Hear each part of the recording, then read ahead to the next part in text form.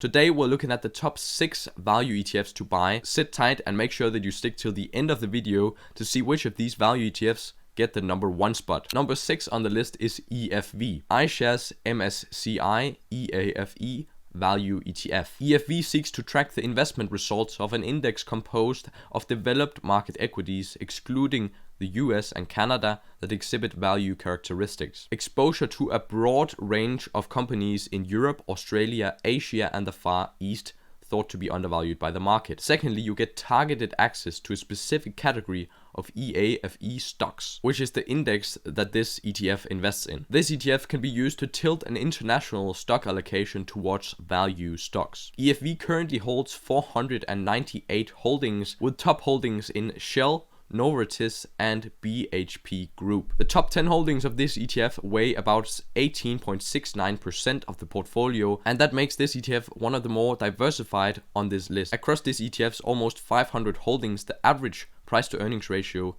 is 11.58 times. This ETF has one of the lower price to earnings ratios on this list, which could suggest more value. This ETF's top sectors are financials, industrials, and materials. Geographically, they're most saturated in Japan, the United Kingdom, Germany, and France. But overall, this ETF is very well diversified. This is actually the only ETF on this list that invests internationally. All of the others invest only in the US. So if you're looking to diversify outside of the US, then this might be a good ETF for you. Over the past 10 years, this ETF has given an average annual return of 4.54%. That means if you invested $10,000 10 years ago, that investment would now have grown close to $15,500. On top of that performance, you also get a 4.15% dividends that is paid out semi-annually every 6 months. That is the highest dividends payer we have on this list, but it's also the ETF with the worst historical performance. EFV's expense ratio is laying at 0.35%. On $10,000 invested, you'll be paying $35 annually. Normally, if you have an expense ratio lower than 0.5%, that is considered to the lower end of the spectrum. Actually, none of these ETFs on this list have expense ratios above 0.5%. So when compared to other ETFs on the list, this is actually one of the higher expense ratios that you will have to pay. The next ETF on the list is VONV, Vanguard Russell 1000 Value ETF. VONV invests in stocks in the Russell 1000 Value Index, a broadly diversified index predominantly made up of value stocks of large US companies. This ETF is appropriate for long-term goals where your money's growth is essential. This ETF is even more diversified with its holdings than the last one we looked at, with 849 stock holdings, with top holdings in Berkshire Hathaway, Johnson & Johnson, United Healthcare Group, and JP Morgan Chase. The top 10 largest holdings of this ETF make up 18.3% of the portfolio. The average price to earnings ratio across these 800 holdings is 16.6.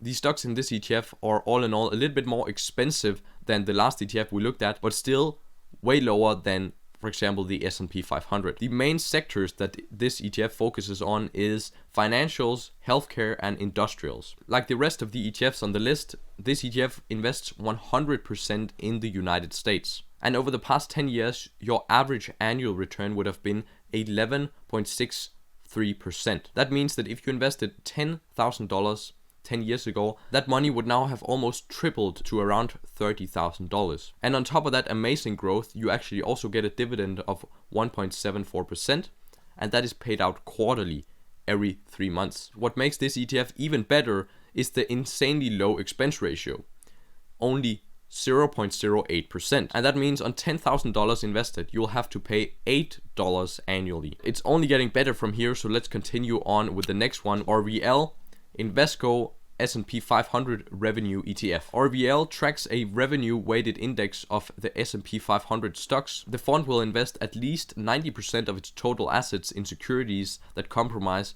the index, and they have a maximum of 5% per company weighting. RVL currently holds 504 stocks, with top holdings in Walmart, Amazon, Apple, and United Healthcare Group. The top 10 holdings of this ETF makes up 23.3% of the portfolio. So all in all, this ETF is also very well diversified with its holdings. Your average price to earnings ratio is 16.6, significantly lower than the S&P 500, but still not the lowest on the list. RVL's top sectors are healthcare, consumer discretionary, and consumer staples, with that Geographics of course being 100% focused around the United States. Because this ETF has some pretty solid holdings, their performance has also been pretty great. Over the past 10 years, they have given an average annual return of 14.46%. That means that if you invested 10 grand 10 years ago, your investment would now be worth a little bit above $35,700. Historically, this ETF has actually performed the best of all of the ETFs on the list, but their dividends is significantly lower at 1.4% paid out quarterly. For RVL, the expense ratio is laying at 0.39%. That means on $10,000 invested, you're going to be paying $39 annually. Continuing down the list, at number 4 we have FNDX, Schwab Fundamental US Large Company Index ETF. The fund's goal is to track as closely as possible, before fees and expenses, the total return of the Russell 2000 US Large Company Index. With FNDX, you get simple access to the largest US companies based on fundamental measures. A straightforward low-cost fund offering potential tax efficiency offers the potential for value and yield factor exposure. FNDX currently hold 732 stocks with top holdings in companies that you might recognize: Apple, ExxonMobil, Chevron Corp, and Berkshire Hathaway. The top 10 holdings of this ETF weighs about 19.53%. FNDX has an average price to earnings ratio of 17.19%, and that is a little bit to the higher end of the spectrum. The top sectors are information technology, financials, and healthcare, with top Geographics still 100% invested in the United States. This ETF has over the past 10 years given an average annual return of 14.2%. That means if you invested $10,000 10 years ago, your investment would now have grown close to $29,000. And on top of that, you get a dividend of 1.7%, which is paid out quarterly. And the expense ratio when compared to other ETFs on the list is pretty in the middle at 0.25%. That means on $10,000 invested, you'll have to pay $25 annually. Moving on to ETF number 5, we have VTV, the Vanguard Value ETF. This ETF seeks to track the performance of the crisp US large cap value index, which measures the return of large capitalization value stocks. VTV provides a convenient way to match the performance of many of the nation's largest value stocks. This ETF follows a passively managed full repetition approach that allows for the lower fees that you'll see. VTV currently holds 350 stocks with top holdings in companies you probably recognize like Berkshire Hathaway, United Health Group, Johnson & Johnson, and JP Morgan. The top 10 holdings of this ETF make up about 21% of the portfolio. This ETF is also pretty well diversified, but not as much as some of the others on the list. Across their 350 holdings, the average price to earnings ratio is laying at 16.3. VTV's top sectors are the financials, healthcare, and industrials, with the top geographic being the United States. This ETF doesn't invest internationally. Over the past 10 years, this ETF has given an average annual return of 12.71%. If you invested $10,000 10 years ago in this ETF, your money would have grown close to $33,000. That is some really great performance, but on top of that, you also get a 2.19% dividends that is paid out quarterly. To top this all off, you get an expense ratio laying at only 0.04%.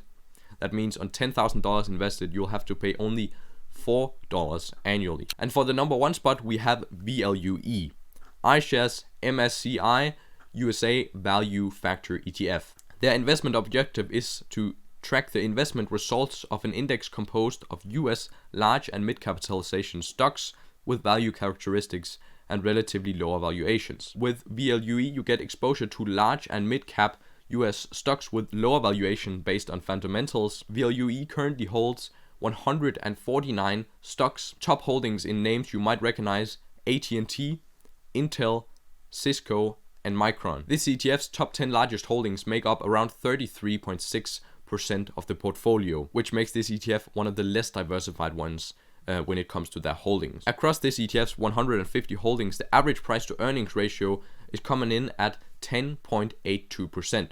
That is the absolute lowest that we have on the list, and I really do like that personally. That means you get a little bit more for your money that you would with some of the other ETFs. VLUE's top sectors are information technology, healthcare, and communication. Geographically, this ETF only invests in the US, no international exposure. The average 5-year return, because this ETF hasn't been around for 10 years, so I had to take the average 5-year return, and that has been an average 13.3%.